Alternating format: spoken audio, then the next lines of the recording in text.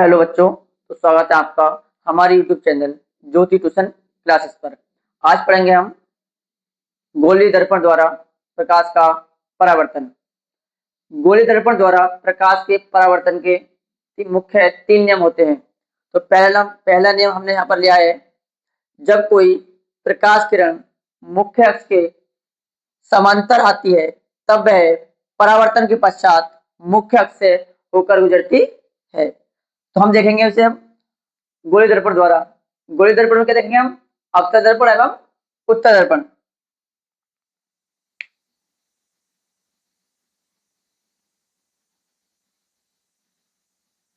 ये हो गया हमारा एक तरह का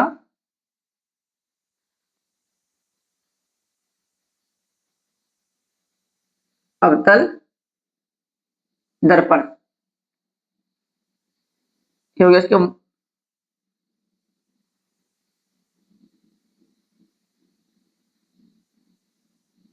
मुख्य अक्ष और ये हो गया इसका ध्रुव।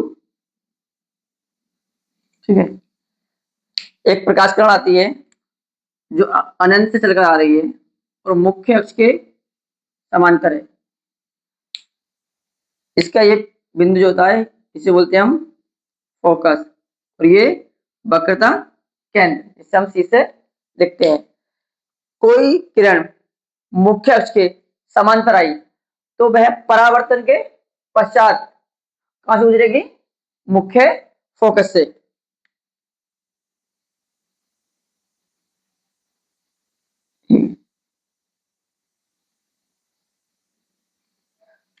ऐसे देखें अब हम उत्तल दर्पण में।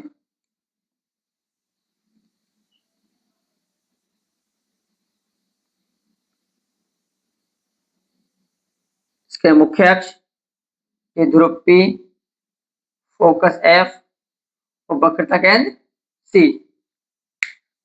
एक किरण आई इसके साथ भी, तो अनंत से चलकर मुख्य अक्ष के समांतर आ रही थी।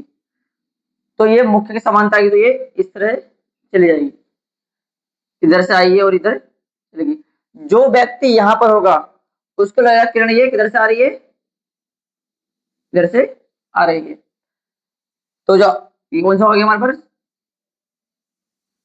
उत्तल दर्पण। ये पहला नियम हमारा हो गया। आगे अपना दूसरा नियम। हाँ, तो अब हमारा ये है द्वितीय नियम। द्वितीय नियम कहता है हमारा, जब कोई प्रकाश किरण मुख्य फोकस से होकर गुजरती है तब वह परावर्तन के पश्चात मुख्य अक्ष के समांतर हो जाती है।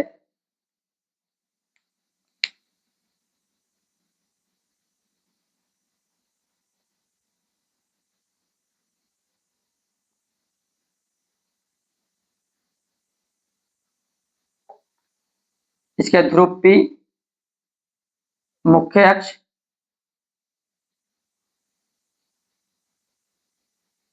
मुख्य अक्ष, इसका फोकस और ये वक्रता केंद्र C। कोई किरण फोकस से होकर आ रही थी तो यह परावर्तन के पश्चात मुख्य अक्ष के समांतर हो जाती है। ठीक हो गया हमारे पास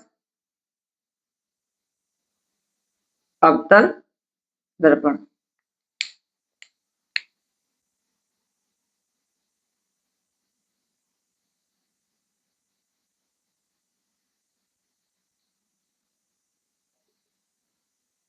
मुख्य अक्ष, ध्रुव P, फोकस,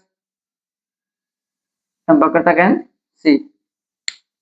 अब देखो यहां से कोई लाइट आएगी इसमें। अब ये दर्पण है, जब दर्पण है तो लाइट आर पार जाएगी नहीं, तो ये यहाँ पर जाती हुई प्रतीत हुई।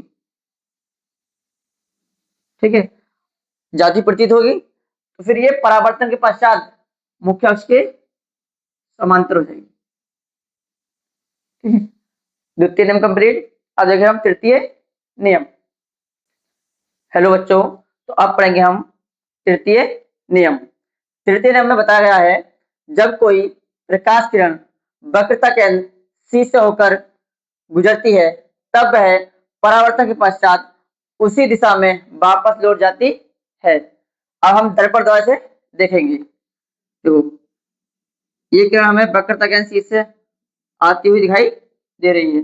जब यह आपतन दर्पण पर टकराई तो ये परावर्तन के पश्चात उसी दिशा में वापस हो जाती है। ठीक है, तृतीय नियम में हमें बताया गया था, ये था आपतन दर्पण द्वारा। अब देखेंगे हम उत्तल दर्पण द्वारा। उत्तल दर्पण में हम क्या देखते हैं, खाली इमेजिनेशन, एक्चुअल में लाइट नहीं काटती किसी पर, तो खाली हम मान लेते हैं कि इसमें आभास होता है। खाली ये आपतित किरण हुई और यहाँ पर वक्रता सी पर आई थी और उसी दिशा में वापस हो गई। ये तृतीय नियम में बताया गया था। इन तीनों नियमों के अनुसार जब हम दर्पण द्वारा प्रतिबिंब को बनाना सीखेंगे तब तीनों नियमों का हम यूज करेंगे। परिभाषाएं हम इसलिए लिख के लाते हैं कि जिससे तुम्हारा टाइम बच सके। आई होप आपको तीनों नियम ये समझ में आए होंगे। अब इनका यूज करके हम दर्पण द्वारा प्रतिबिंब को बनाना सीखेंगे। धन्यवाद।